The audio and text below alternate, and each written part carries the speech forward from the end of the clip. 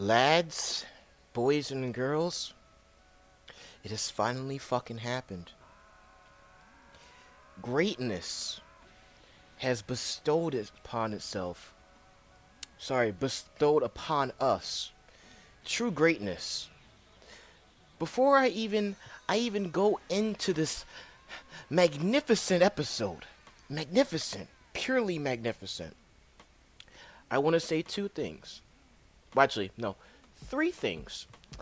The first thing is I've just reached over 300 subscribers, so thank you to all the people that have recently joined me. I appreciate every single one of you and the support that you gave me in my last video. As you can see, I am in better spirits than I was in my last video, so that's the thing. That's a good thing. Uh, Second thing is that if you like the music you're hearing in the background, I'm going to be linking the channel description in below so that you guys can go subscribe to his shit if you really like it. His name is Hansel Ultimate. I don't understand how this guy only has 4K subscribers. This guy makes some truly amazing remixes, so I'm just going to display just his music for the entirety of this truly amazing occasion. So if you want to subscribe to him, channel description is going to be in the below. Go subscribe to him. The third thing is that I'm going to be introducing a new segment. I won't reveal what it is until the very end, so stick around if you want to hear more apologies about why Kefla is insanely overpowered, or why Goku was getting stopped by Kefla. I know you guys love hearing about that shit. I know I have. I know I love hearing about that shit too. It's such a amazing conversation I love having with people. But I figured I would bury that completely since I've talked about that at least 3 times already.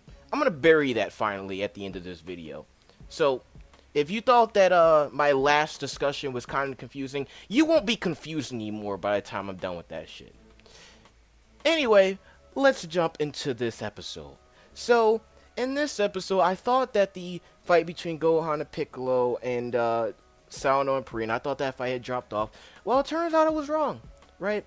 It turns out they're going to have their fight. I have absolutely no idea why Sano and Parina are still sticking around. Like, I legit don't understand it. Like, you guys are literally the last two people in Universe 6 left in your team. I mean, the point of the tournament is to survive.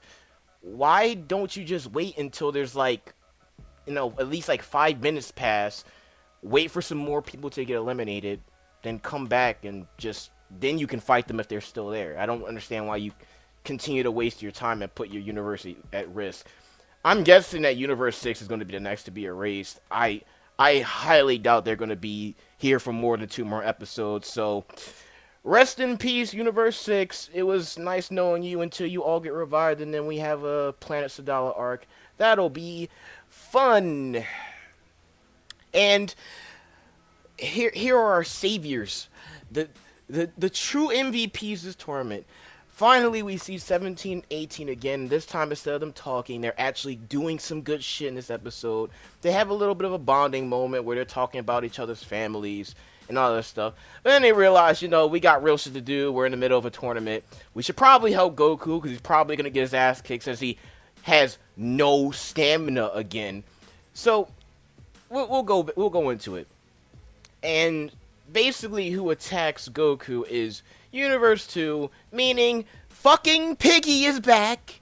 Piggy is back, guys. I know you guys are glad to see that shit. Her little butt buddy, who cares what her name is, and 3 other guys, right?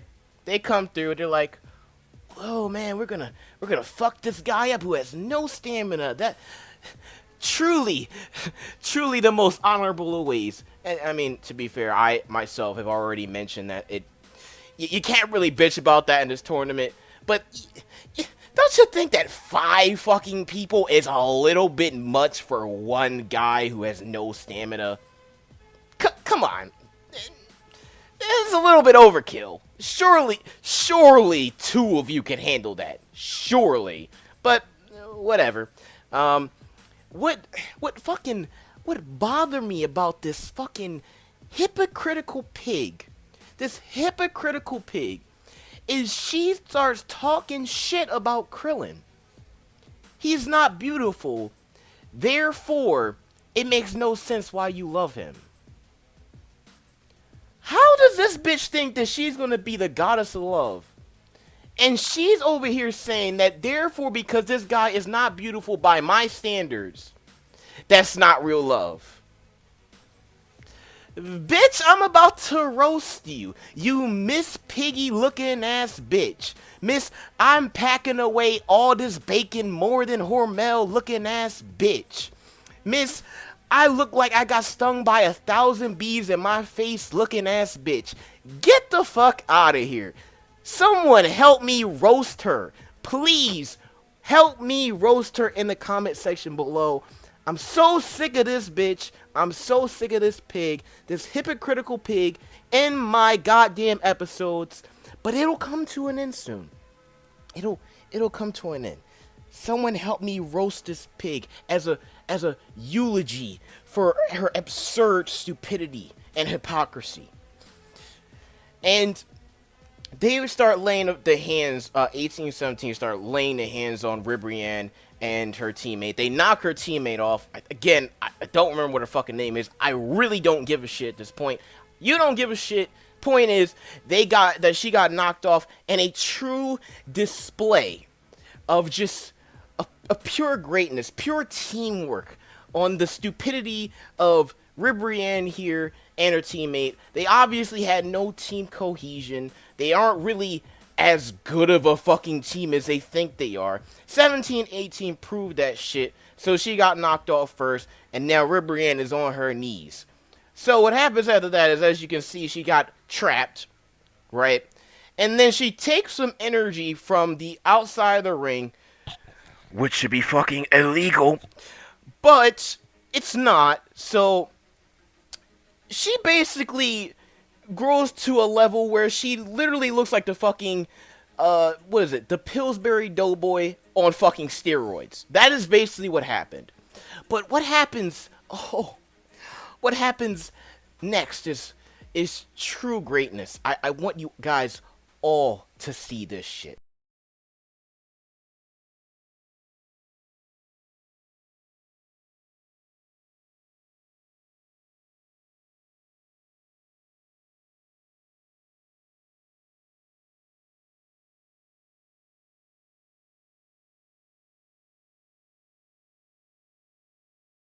Yes! Yes! As they ever stand. As they ever stand. Finally! Your eyes do not deceive you. 18 and 17 are the savior. The savior, I say, of this entire fucking arc. There will be no discussion about this shit. I'm not arguing with anyone about this. 17 and 18 are the greatest characters to have ever befallen this fucking arc. Oh, I thank you so much. I thank you. Thank you for getting rid of the fucking thoughts of this goddamn tournament. Thank you. Thank you for just bringing sweet music to my ears with Ribrianne's salty tears. Oh, you don't even understand. You don't even understand. Do I even need to say any more about this fucking episode? Just great 9 out of 10 episode. You can disagree. That's fine. We all had disagreements here. But in my opinion, this is the best fucking episode of this entire arc. Thank you so much, 17 and 18.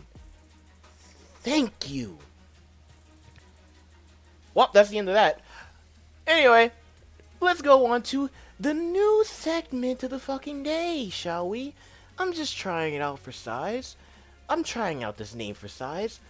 Let me know what you think. the thoughts of a Dragon Ball apologist. How's that sound? That sounds pretty alright to me.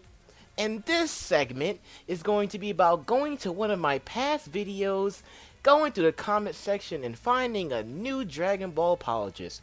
I know that I went over some of them in my, what was it?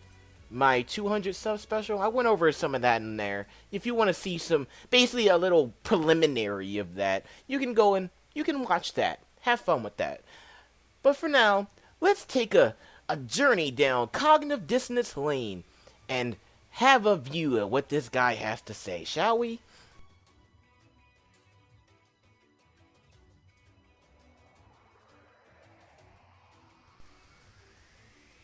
Here we are, guys. Welcome to the comment section of my 115 rant, which it's actually my most viewed video. So, a little while ago, I would say maybe yesterday, I was just scrolling through the comment section, seeing if there was anything that I should be aware or pay attention to, and I came across this gem of a comment. Now, before I go into this, I would like to point out two things. The first thing is that my response to him is half, I would say half of it is directed at him, and the other half is directed at the fanboys that continue to defend this shit. Because he made some sense in this fucking shitty paragraph. I don't understand how he made sense on some things, but completely just his mind just went into another place elsewhere. But I don't want to seem like I'm being too much of an asshole to the guy. But granted, I don't really give a fuck about your feelings anyway. But just so you understand where I'm coming from, that's how this response is going to go. The second half is the reason why my response to this, in particular, was so harsh, is that I am so sick of hearing these fucking arguments that I have debunked and countered with evidence over and over and over again. So this guy is the camel that the straw that broke the camel's back, if that's how the saying goes. So my patience is running very low. But luckily for you guys, you can actually read this if you don't want to hear it. You can go right to the video if you don't want to watch this shit. But if you want to hear it coming from my own mouth, right? If you want to hear me talk about this shit, so in case, like I said, if you're still confused about the discussion, I'm going to lay it out one last time, because I swear on my life, I am not for any reason breaking this shit down again. If someone questions me on this shit, I'm pointing them right to this timestamp on this fucking video. And you can do that to anybody else who fucking comments on this shit. But let's actually read this shit, right? He said, "Nigga, why the fuck are you mad that Zeno's fucking character? He's a damn child, basically." He's basically commenting on the fact that I was pissed that Zeno was basically overriding rules episode after episode after episode.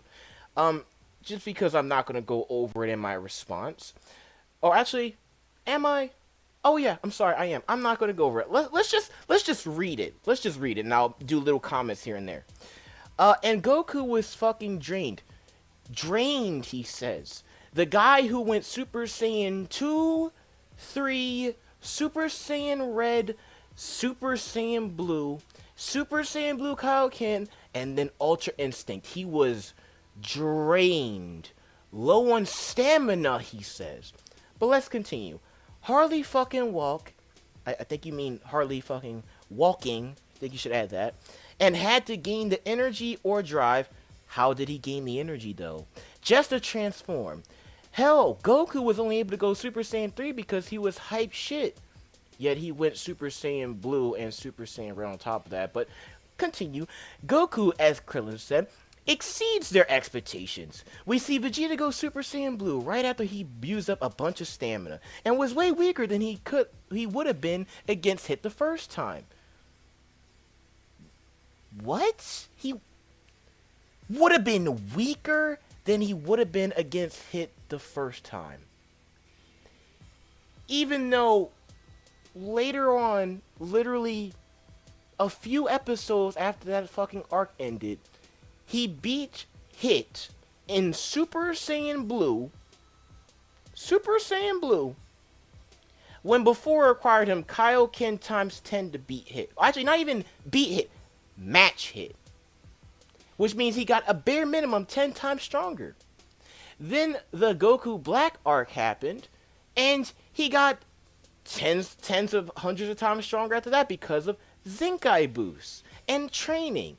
Yet somehow now he's weaker because he's drained now, and he's weaker now than he was in the fucking U6 versus U7 tournament. I see you have a clear grasp on power scaling. Do continue. And did you forget about how much a fucking boost fusion gives? There's actually no official rules for how the Batara works, or fusion for that matter, but in terms of power anyway. But continue. I guess they fucked up Vegito too, huh? How could Vegito compete against Buhan by your logic? I'll explain very clearly. Because alone they were literally shit to Buhan. This is true. And then guess what? Base Vegito fucked up Buhan over, like, use your damn head. Okay. And not to bring this shit up, but he's heavily drained. Okay, sure he is. Goku is pushing himself by going fucking God alone. And even then he was toying with them. This is true.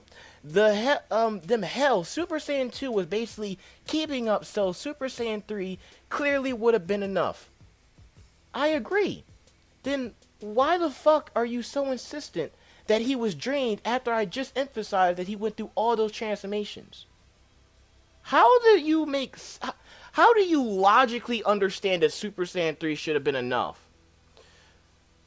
But somehow you just drank the Kool-Aid when the writer said he was drained and low on stamina. How?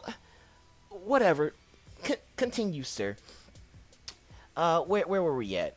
Goku was pushing himself by going, God alone, blah, blah, blah. And what the fuck you mean? He had Super Saiyan Blue and Kaioken on. Like, do you not realize how much strain it puts on him?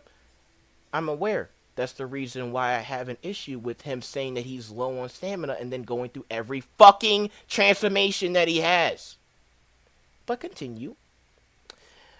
What you think, because he's better at it than he gets no strain? Never made that argument, but continue. Shit, he's already low on stamina. Low on stamina. And he was able to keep up with Super Kefla. Like, come on. The fuck you think a fully covered Goku would have had any trouble with him? No. But the writers make it seem like he would have. Like, nigga, people like you are ignorant as fuck. It's clear that after the first hit, Goku did decent damage to her, and she smokescreened him and hit him pretty fucking hard. Multiple problems with this statement. First of all, that hit should have knocked her out. I went over that in another video, so I'm not going to cover that again. She smokescreened him. Question, how the fuck did she know exactly where he was through a smokescreen when, unless you have God Ki, you're not supposed to be able to sense God Ki? Plot hole, perhaps? And then, what was it? She one-shot him? Where are we at? Because I keep going back and forth. Did decent damage to her and hit him pretty fucking hard. So you think just because he was low on stamina, that justifies a transformation with no God Ki and no God Essence, one-shotting Super Saiyan Blue Kaioken Goku? Really? So you're one of those guys that's also fallen into the, oh, he dropped his guard trope. You fully bought into that too, right? Just like how he got shot by a fucking laser beam and just got critically wounded because his guard was down. Even though we've seen in the past in Dragon Ball Z that Frieza, while having no energy and cut in half, tanked. Mind you, tanked a planetary explosion and didn't die. But you fall into he was low on his guard and he got surprise attacked. Am I right? Okay, my boy. Please continue. Shit, I don't see nobody complaining about Piccolo saving Goku from Frieza. Did Piccolo one-shot Frieza? No. Okay. Or fucking Vegeta getting bodied by Hit. The reason why Vegeta got bodied by Hit was because not only was he actually low on stamina and drained, but also because Hit can fucking stop time. Or Goten and Trunks fusing and being able to keep up with Super Buu. I actually addressed that directly in my what was it? My 200 sub special. I went over how I thought that was complete bullshit. But you would know that if you actually bothered watching any of my other videos instead of spitting out this utter garbage. Oh, screen timed out. Hopefully I'm still recording. Okay, cool. I am. But you wouldn't know that unless you actually freaking, I don't know, did some research on my fucking viewpoints instead of just seeing this one video and was like, this must be what he thinks. He doesn't see any inconsistencies anywhere in Z. Like, get the fuck out. Stop complaining about something that's fucking logical. He thinks this is logical, boys and girls. Logical, he says. The arbiter of logic is here to set me straight, man. Ooh. Good shit. I'm not even riding Kefla. It's just the fact that I know Goku at his best would take her any fucking day, no question. Okay, I agree. Not even 5 minutes ago, he was barely walking. And now he has to fight a fusion. Like, does fusion not mean shit in your eyes? No, that's not what I'm saying at all. BS, man. It's really BS. What y'all think? Well, the people that are watching this are going to tell you exactly what they think once I finish breaking down your nonsense. So, let's go into my response, shall we? Okay. I'm gonna completely go over my intro because you can see it. But I'm gonna start off where my fucking arguments actually begin. I'm quoting this man word for word, and I'm breaking him down. This is what critical thinking looks like. Okay? Nigga, why the fuck are you mad at Zeno's fucking character? He's a damn child, basically. I'm not mad at Zeno as a character. I'm mad that the writers thought it was a good idea and established rules for this tournament just to have each and every one of them broken episode after episode after episode because reasons which basically ruined any suspense this arc had. What the fuck is the point of having rules if literally none of them matter? And if you're seriously gonna sit here and give me some bullshit about how the rules don't or shouldn't matter, then you obviously only watch this show for the light shows like half the other brain dead fans who slurp this shit up. And unlike the other half, who actually appreciate fighting on top of story coherency and consistency. His quote again. And Goku was fucking drained. He could hardly walk, blah blah blah blah blah. Oh, the mind of a stupid fanboy. Let me get this straight. This nigga was supposedly tired, right? Low on stamina. Then how the fuck did he go Super Saiyan 2, 3, red, blue with Kaioken stacked on top of it, and Ultra Instinct on low stamina? Are you fucking dumb? Being able to go into literally every transformation you have directly contradicts the notion of having low stamina, especially when 3 of those transformations have heavy stamina drain. I repeat, how the fuck do you gain stamina while draining it at the same time? Not to mention that it is highly implausible that he managed all this when literally 5 minutes ago he had no stamina. Like, do you hit your head on a wall 20 times before typing this chart out or what? And did you forget how much of a fucking boost fusion gives? Cite me for your source for exactly how much of a boost fusion gives. Oh wait, you can't. No one knows how much of a boost a Batara fusion gives, as it's wildly inconsistent, and its multiplier is dependent on the parts of the fusion. I guess they fucked up Vegeta too, huh? Blah blah blah, you can read it. Alright, this part of this rant that I'm doing, because I'm sick of talking about this shit, right? This part of the rant is going to have some hypotheticals. I think they're reasonable hypotheticals. You might disagree. Let me know what you think in the comment section below, whether or not I am being fair or reasonable to this guy. You let me know what you think. Alright. let's play your asinine game of trying to point out inconsistencies in Z where there are none. Notice I said where, not when, as Z is not perfect. Now, let's also play a game called Simple Math. I want you to keep up here. Goku's last recorded power level was 150 million in Super Saiyan, or a power level of 3 million in base. In between sagas, Goku usually gets tens to hundreds of times stronger. Otherwise, there's absolutely no way we would be able to he would be able to keep up with people like Cell or Majin Buu, no matter how you look at it. So as a kindness to you, we'll say that after 8 years after the defeat of Frieza or the Buu arc, Goku got 100 times stronger, which is an egregious lowball by scaling standards, as he trained for 7 years straight intensely. And in base, Goku has a power level of 300 million in base as a result, or 2 times his Super Saiyan state in the Frieza saga. Let me know if you think that is reasonable of an assumption for him to say that he's 100 times stronger than he was in his base was in the Frieza saga, and therefore is 2 times what his Super Saiyan state was in the Frieza saga. Let me know if you think that's reasonable. That is more than generous. We'll say that Vegeta has the same level of power and base as his Super Saiyan 2 state was equal with Goku's Super Saiyan 2 state, as you saw with the Majin Vegeta and Super Saiyan 2 Goku fight. The only reason why the fight even lasted as long as it did because Goku was holding back and didn't use Super Saiyan 3. Other than that, though, they are fairly even. Then we'll say that Fat Buu had a power level of 120 billion minimum, which would make sense in this scenario as Super Saiyan 3 Goku and his Super Saiyan 3 Goku's power would be exactly 120 billion as well. Notice I said that Fat Buu's power minimum would be 120 billion. Not exactly that, but at least minimum. And the reason why I say this is because Goku was about even in Super Saiyan 3 with Fat Buu.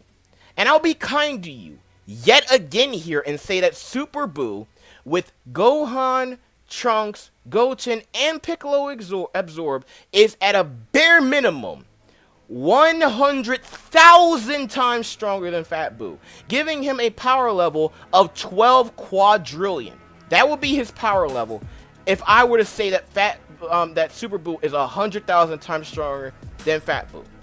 Now, since it was stated that Vegeta was essentially a perfect fusion, I don't think anyone's going to really debate that fact. It was basically a perfect fusion. It was stated by freaking gods all over the place, right? And that both Goku and Vegeta made such a great fusion because not only were they fresh with no injuries, but their power levels were near identical in base, as I already went over.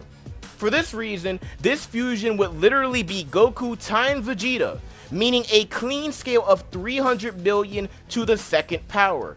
Do you know what 300 million squared is? I do. That is 9 to the 16th exponent, or a power level of 90 quadrillion. 90. Okay? That is literally like 9 times stronger. 9 times stronger than Super Buu, which is the reason why it even makes sense that Vegeta didn't even need to go Super Saiyan against Buuhan and was still kicking his fucking ass. It was also directly stated that Vegeta could have killed Buuhan anytime he wanted, but didn't because he was trying to save Piccolo and their respective children. And I'm speaking about Vegeta and Goku in this scenario.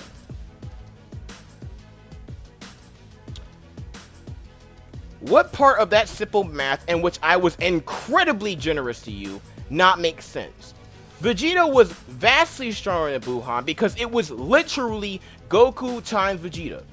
Almost no one disputes this. It doesn't matter if Buuhan was 1,000,000 times stronger than Fat Buu. Super Saiyan Vegeta would have still decimated Buuhan, as he can do everything Goku and Vegeta can, including going Super Saiyan 3.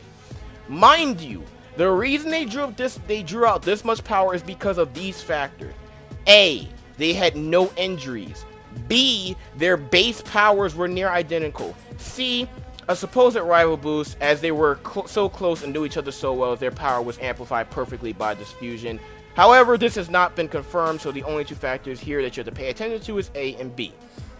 I'm not addressing any of your other he was drained arguments, and mind you, a lot of his arguments are appended to that statement. that he was drained, as I already buried the fact that he obviously wasn't that drained, as he used Super Saiyan Blue with Kaioken stacked on top of it, and then went Ultra Instinct. Now, why does it make zero sense that Kefla would not be able to keep up with a weakened Goku? I hope you're paying attention. Here's why. And again, I went over this in my other discussion video, but I'm going to go over it again. Saiyan God Ki is vastly superior to normal Saiyan Ki. This was made abundantly clear when Beerus two-shotted Goku and wrecked Vegeta without using more than 1% of his power. Beerus himself directly stated that he almost used a percentage of his power, as loosely translated by Crunchyroll. Goku himself stated that Vegeta would not work, which was supported by the fact that Gotenks got bodied by Beerus. Bodied. And he wasn't even using 1% of his power. Even if Vegeta was 1,000 times stronger than Super Saiyan 3 Gotenks, the result would have been the same. After Goku underwent the ritual and became a Super Saiyan God, he went from being two-shotted by Beerus to shaking the fucking universe with him, and became stronger than Vegeta himself as a result. Therefore, God Ki is vastly superior to normal Saiyan Ki. That's why it makes zero sense that two Saiyans with no God Ki and no God Essence were keeping up with God Goku. Even if he only had access to around 20% of his power, even if it was fucking 10% of his power, he is thousands of times stronger than he was when he fought Beerus because of training and Zenkai boost. If the writers even gave any shit about the freaking power scaling in this show. B. Caulifla and Kale were not equal in power. When two warriors who fuse are not equal in power, it drags down the average power the Pataras can unleash. Why do I know this? Take Black and Zamasu as an example. Because Zamasu was weaker than Black, he was weaker than Goku and Vegeta, while Black was stronger than Goku and Vegeta. So, there's obviously a clear power disparity. If one of them is stronger, significantly stronger than Goku and Vegeta, and one is significantly weaker, that doesn't meld well for a fusion, right? Sirius merged Zamasu's attack on full power Super Saiyan Blue Goku was destroyed, resulting in both of Goku's arms breaking, or at the very least he heavily damaged them, and then was drop kicked into the ground by Super Saiyan Blue Kaioken Goku, who was heavily drained and actually low on stamina, which was displayed after he went Super Saiyan Blue Kaioken. He lost it right after he touched the ground. Like, he touched the ground and he just came out of the transformation. Like, that was it. He had to undo it. If Black and Zamasu had achieved a perfect fusion like Vegito, their serious attack would have killed Goku, and Super Saiyan Blue Kaioken Goku would have done fuck all to him. Now, how do I know that Caulifla and Kale are not equal in power? Simple. As this guy mentioned earlier, Super Saiyan Red Goku was toying with Caulifla and Kale, while low on stamina. And even though this was a stronger Kale and stronger Caulifla from earlier, they were still no match. Because remember, Kale earlier was fucking walking through Super Saiyan Blue Goku's through his Kamehameha. Yet, Super Saiyan 2 Goku, who is heavily suppressed and low on stamina, was taking on a stronger Kale and a stronger Caulifla at the same fucking time. So, he suppressed himself into the ground earlier for no fucking reason because Goku's retarded. Writer logic, am I right? What's telling is that while Kale was able to deflect a ki blast from Super Saiyan Red Goku, Caulifla was not, and got injured in the process. Meaning that Caulifla's base power was lower than Kale's prior to the fusion.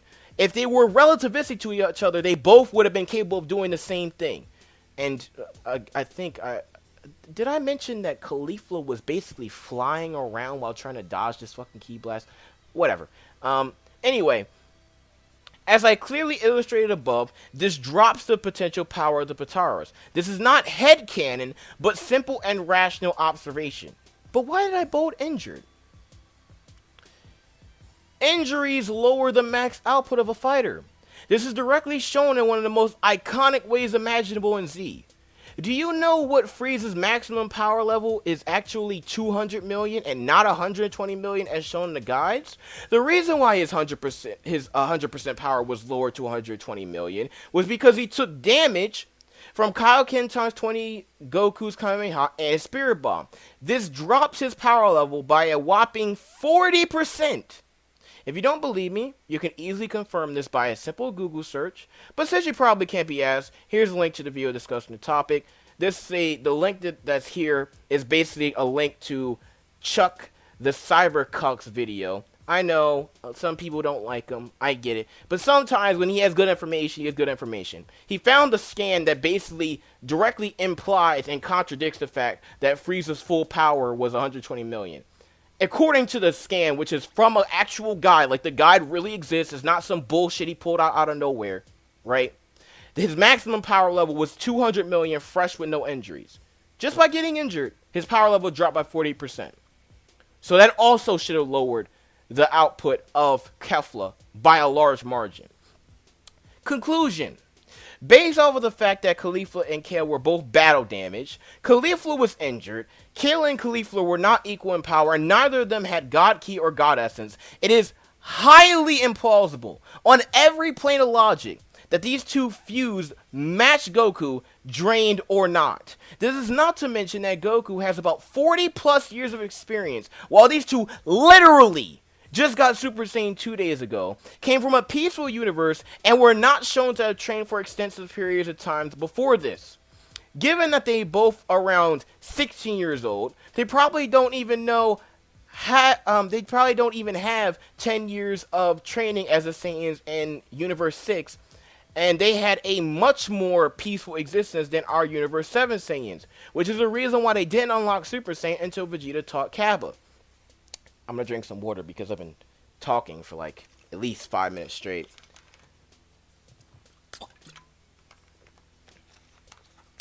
I'm guessing your next argument is that they were just this strong to start with, which is also a bullshit argument.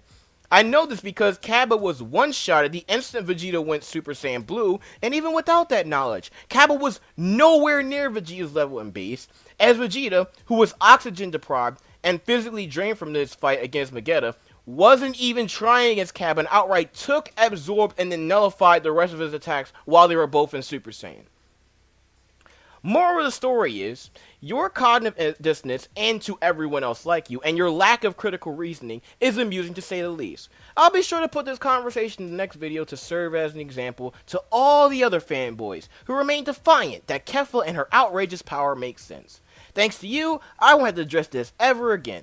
I don't care what you respond with next, as it will probably be some argument that I counter for the 1,000th time on this channel, and I don't want to waste any more energy on this stupid topic than I already have.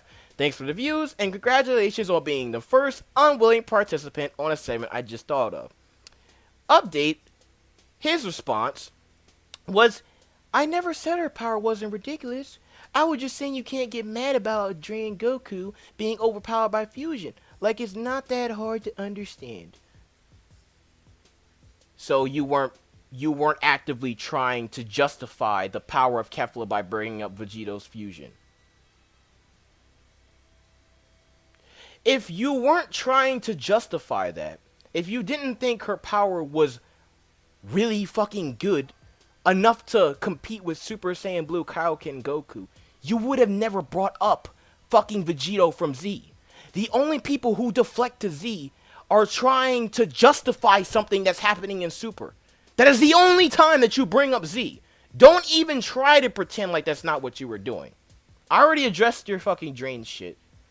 But it's whatever. Segment over.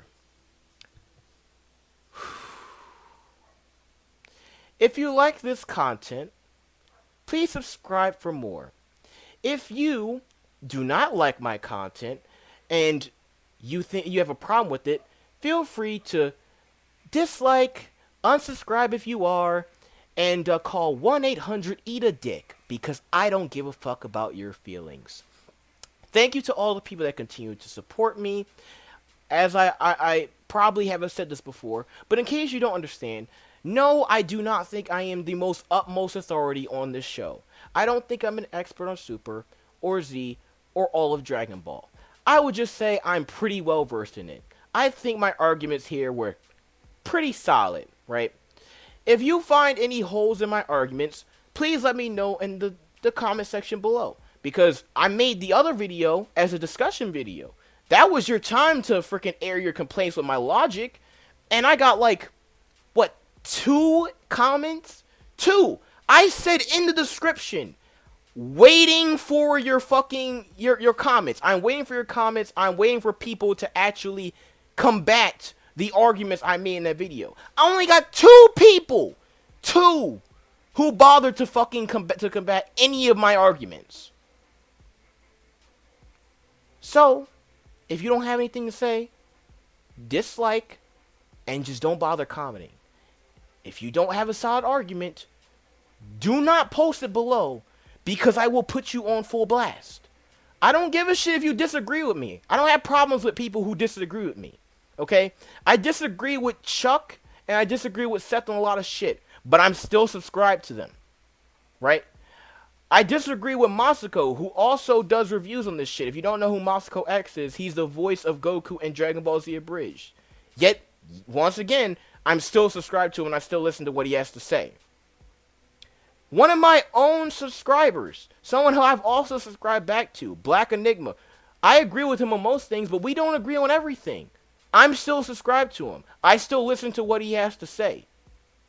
I don't have a problem with being contradicted as long as you're right. But don't come at me sideways on my own videos and think I'm gonna let that shit slide. I am not like these other YouTubers who will fucking overview your comment and just ignore that shit. I see something that's stupid, I will break that shit down.